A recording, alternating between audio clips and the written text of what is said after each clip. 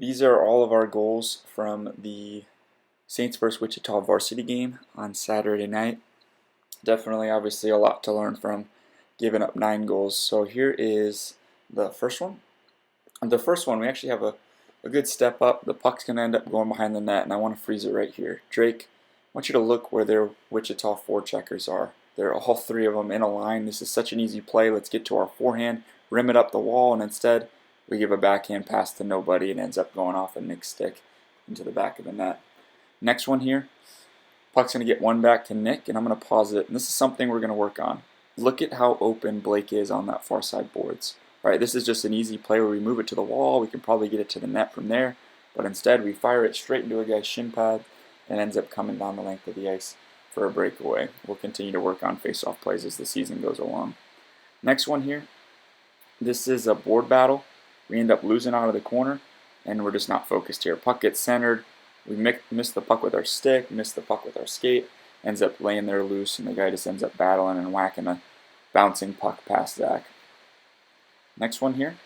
This is start of the third period, I believe. We're trying to get back into the game. I say let's have a good period, and I want you to watch this scramble play.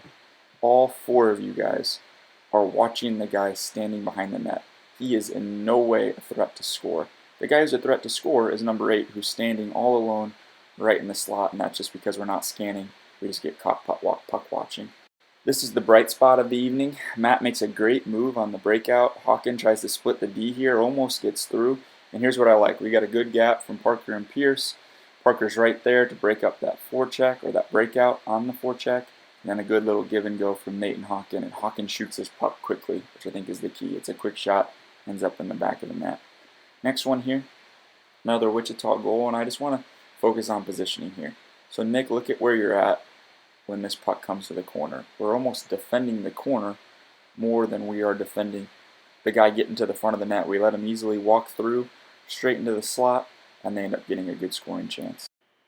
Hawken, you actually did, I thought, a lot better of a job on faceoffs all weekend, but this is just one we lose cleanly.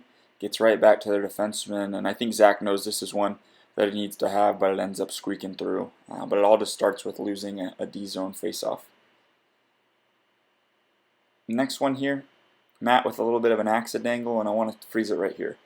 Nate right here, this is where we've got to make good decisions. This puck's either got to go deep, or preferably it's got to work wide out to Hawken there, but instead we try to beat a guy one-on-one in the neutral zone, and then mistake number 2 here. Drake, our gap is absolutely horrible. This is not a varsity caliber defenseman gap. And this player is way too good of a player. We're standing still. He just walks through us like we're a pylon. You end up tripping him, and the puck ends up squeaking through to the back of the net. Next one here, we're just being a little overly aggressive. This puck gets chipped off the boards, and he beats 4 of our guys with 1 pass. And now, Mace, I want you to see your pathing. Aiden, I want to see your pathing on this play. It's a 2-on-1, and we have our sticks in the lane, but no one's covering that guy going to the net.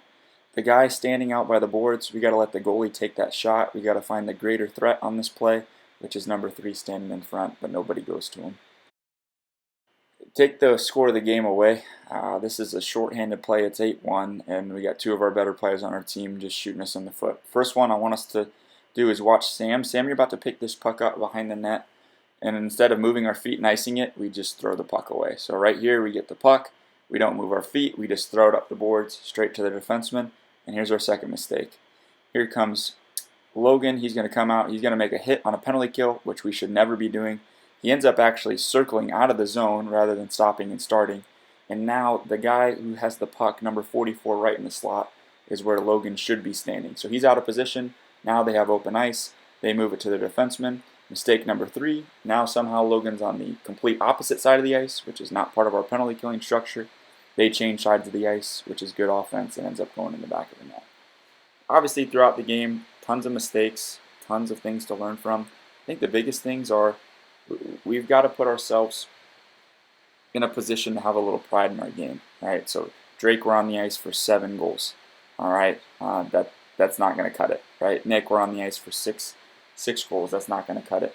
All right, Pearson Parker on the ice for no goals against, 1 goal for. In a 9-1 game, those 2 defensemen were +1. So we got to have a little bit of pride in when we're part of the offense and when we're giving up goals defensively. And we might need to have a little pride in the sense that, hey, you know what? Somebody's playing better than me. and I might need to take a seat and let some of those guys who are playing a little bit better. A couple other things, right? Our gap's got to be better. We talk about regapping. We talk about regapping, meaning that as soon as that puck gets in the neutral zone and it starts moving up, we got to follow the play, right? If we're not following the play, our gap's going to be bad. Just a lot of lazy plays. Showed that last one. Not stopping and starting on penalty kills, not moving our feet nice in the puck, all leads to bad positioning and a goal.